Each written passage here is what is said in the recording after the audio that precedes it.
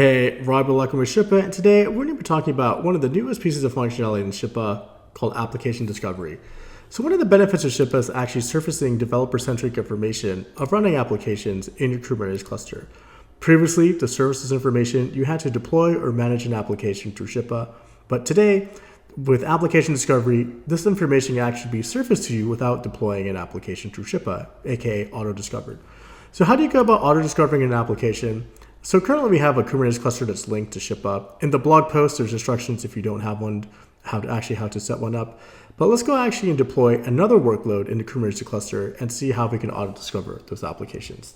So let's go ahead and just create a new namespace in our Kubernetes cluster, just to simulate that we're deploying a new workload. So let me just go make a new namespace called really not default. I'm actually going to be deploying a Bitnami Helm chart of WordPress. So let's go ahead and do that. And this might take a few moments to install inside the cluster. And fantastic. It looks like that actually just got installed. So how the application auto discovery works, it actually has to do with labels. And so we can actually take a look at the labels that Bitnami has laid down for us by taking a look at the running pods. And this eye chart here, now I know it looks a little bit funky, but we can actually see that there's a label called application name. If we just come back and take a look at, here we go. So app.kubernetes.io/name equals WordPress here. And actually we can auto discover on this particular label here. Now, if your particular application that you're running your pods don't have a label or you want to add one, you can easily run a kubectl label command. And with the label information, let's actually head back to the Shipa platform and make a new framework to discover. So let's go ahead and create a new framework. We wanted to make a framework to discover existing applications. Go ahead and click next. Let's say the framework name will be new app discover. If I spelled that correctly there. So the namespace is going to be the one we just created, the really not default namespace. All this is fine. We can select the default plan that's in Shipa Cloud, and we can go ahead and actually connect this to our particular Kubernetes cluster. Go ahead and click next.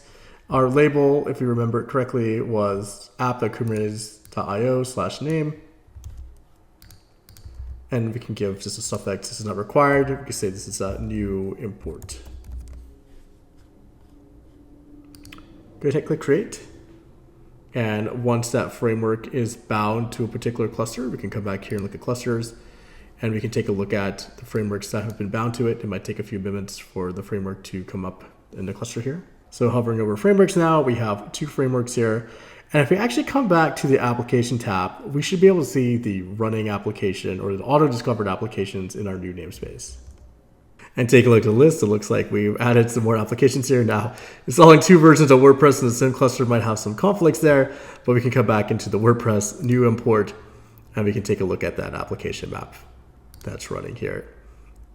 And just like that, you can actually discover new applications or applications that are running in your Kubernetes cluster. Hope this was helpful. Until next time, cheers, Ravi.